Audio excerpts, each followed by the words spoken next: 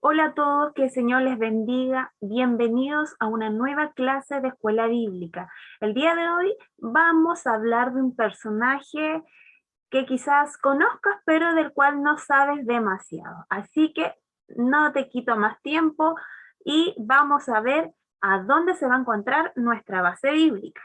Quiero que puedas buscar en tu Biblia Segunda de Reyes, capítulo 25, versículo 8 en adelante. Vamos a leer hasta el número 12.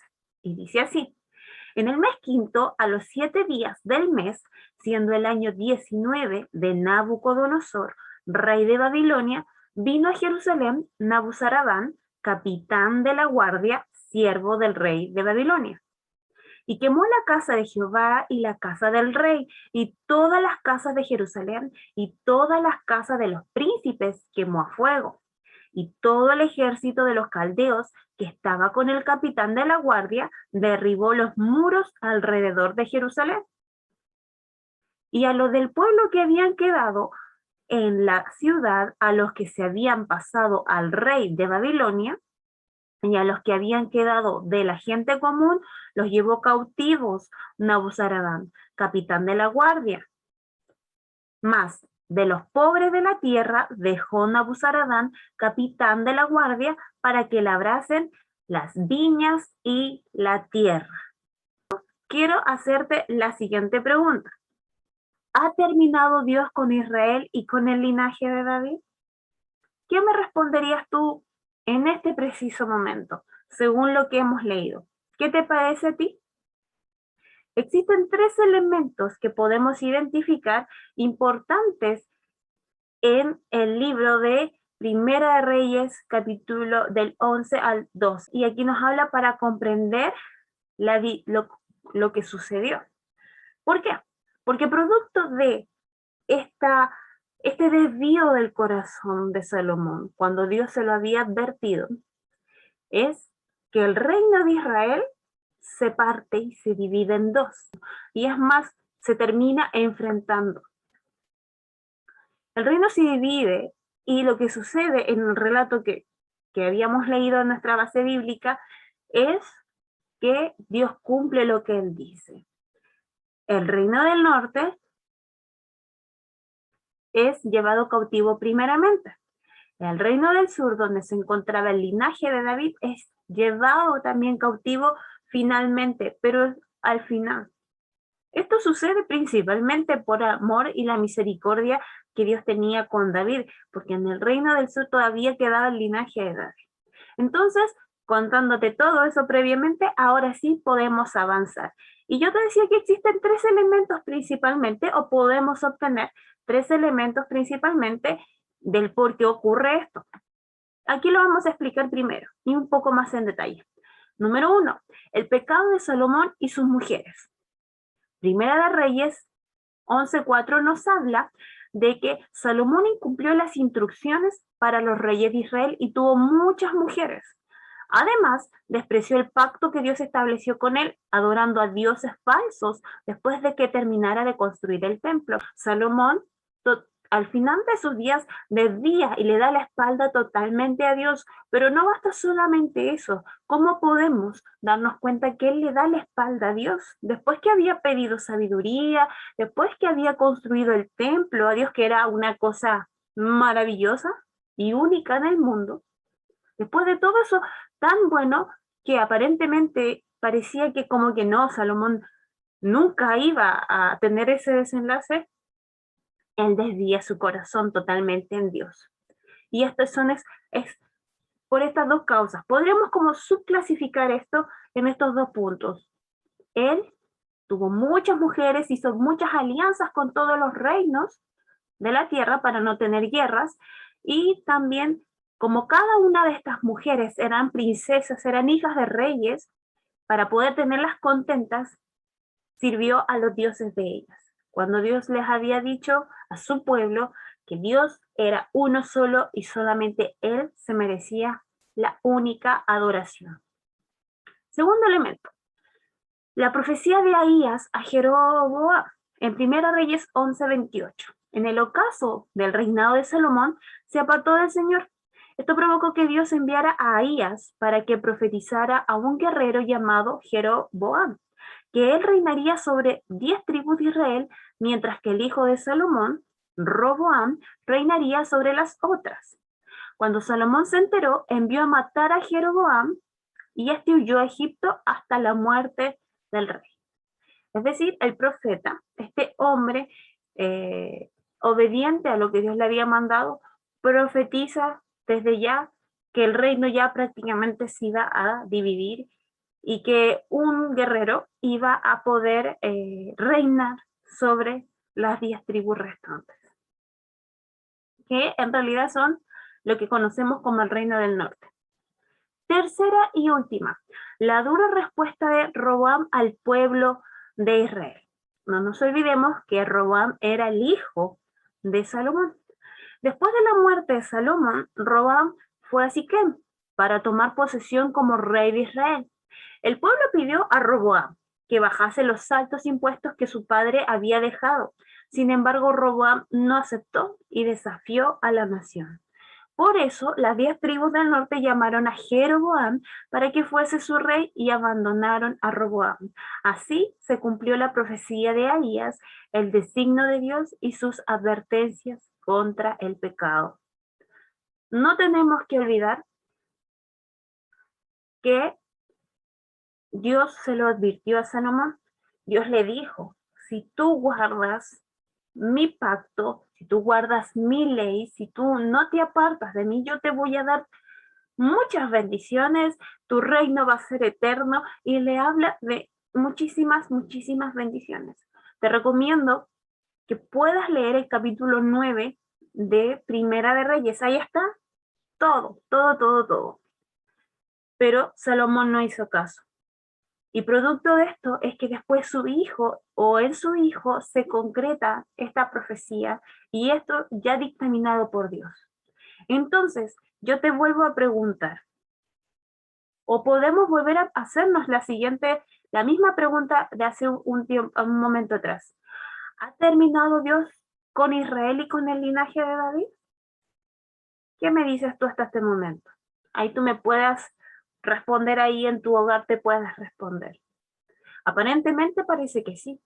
Y más cuando vemos el desenlace de toda la historia, que finalmente tanto el reino del norte como el reino del sur son llevados cautivos, pareciera que la historia hasta ese momento ya no tiene más vuelta, pareciera que Dios se olvidó, pareciera que Dios ya prácticamente abandonó Israel, se buscó otro pueblo, pero ¿sabes qué es lo mejor? Te lo voy a contar de un momento, porque la historia no termina ahí. Afortunadamente, la historia no termina ahí. ¿Qué podemos aprender de lo que hemos visto hasta este momento? Y en realidad de los últimos días en realidad de Salomón. ¿Qué podemos aprender? El pueblo de Israel se dividió y el hombre más sabio de la historia hasta este entonces estuvo involucrado. Esta es una verdad ineludible. Necesitamos ser sabios y obedecer a Dios siempre, porque bien, porque empezar bien no garantiza terminar bien. Es importante rogar al Señor que dé sabiduría a nuestros líderes para que guíen a la Grey y a estar unida y proclamar bien el mensaje conciliador del Evangelio entre Dios y la humanidad. Es decir, ¿qué nos está diciendo esto? Que en realidad hasta el hombre más sabio que existió, porque la Biblia dice eso, que Salomón fue el hombre más sabio que existió en la tierra, hasta este hombre se equivocó. Y si Salomón se equivocó, ¿qué nos queda para ti y a mí? Que no somos muy sabios en realidad. A veces nos creemos un poco más sabios, pero cuando tomamos decisiones, créeme que no siempre nos fluye la sabiduría. Entonces, nada está determinado, nada está dado por sentado. Podríamos decir, no, pero es que esta persona, por ejemplo, a veces vemos a personas con grandes cualidades, con grandes características, y podemos decir, no, pero es que él o ella nunca, nunca va a fallar, o nunca va a caer. Quisiésemos y ojalá sea así, pero lamentablemente tú y yo somos humanos y mientras estemos en esta tierra, en este mundo, vamos a tener que luchar y lidiar con el pecado. Pero lo importante es que aun cuando caigamos y, y tengamos pecado, porque cometemos pecado diariamente, podamos arrepentirnos y ser conscientes y poder darnos cuenta de nuestros errores e ir ante la presencia de Dios a implorar su perdón y su misericordia. Seguimos.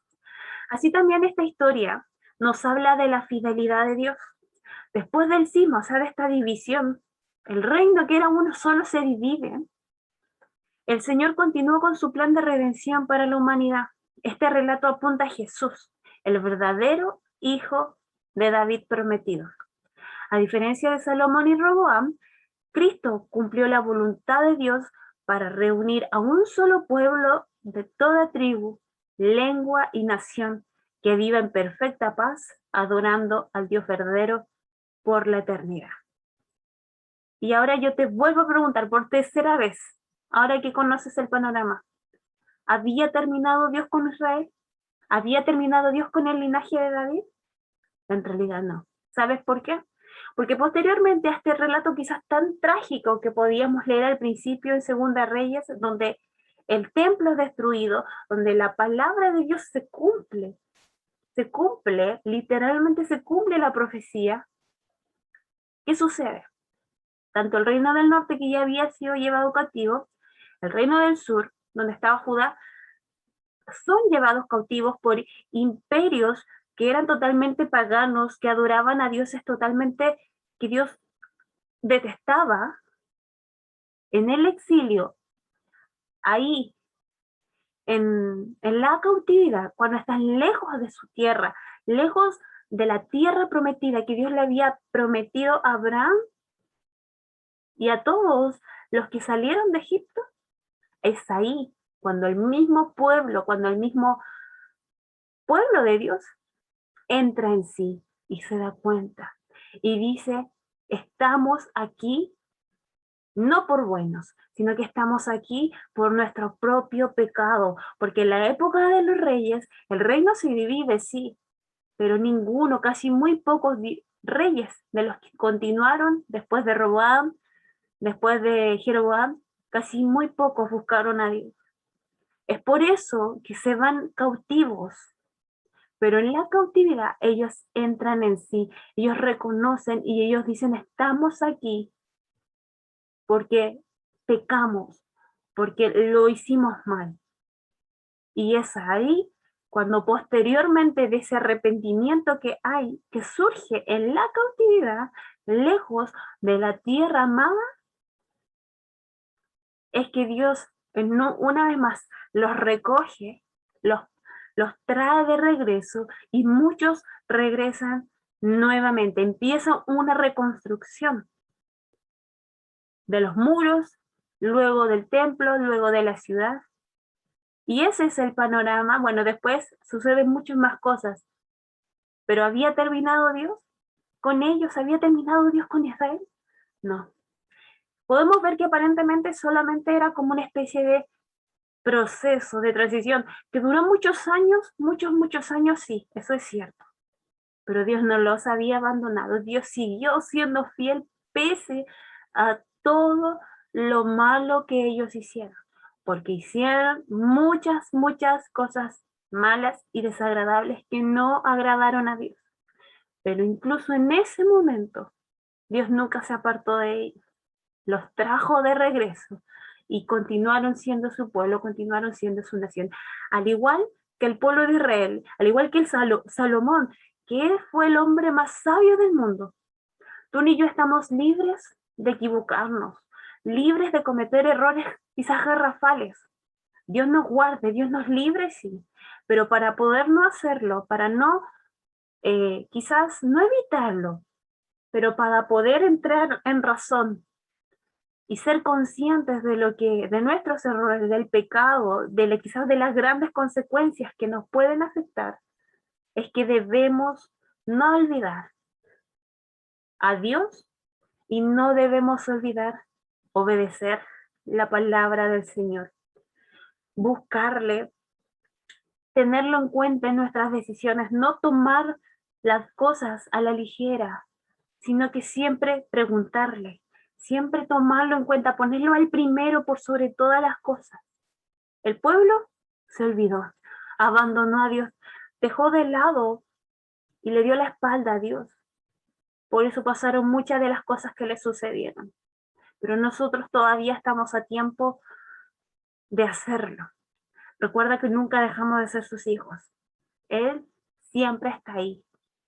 Está pendiente, está como un padre amoroso esperando que nosotros podamos estar junto con él, que conversemos con él, que le hablemos, que le contemos nuestras cosas y que no te olvides que le pongamos a él como prioridad, a él por sobre todas las cosas, a él en nuestras decisiones importantes, pero también en las decisiones quizás menos importantes, que le tomemos en cuenta. Él siempre debe ser y debe tener el primer lugar en todas nuestras vidas. Esta es nuestra clase del día de hoy. Espero que hayas podido aprender y también reflexionar de la palabra del Señor. Que tengas un lindo día domingo. Nos vemos la próxima semana. Que Dios te bendiga. Chau, chau.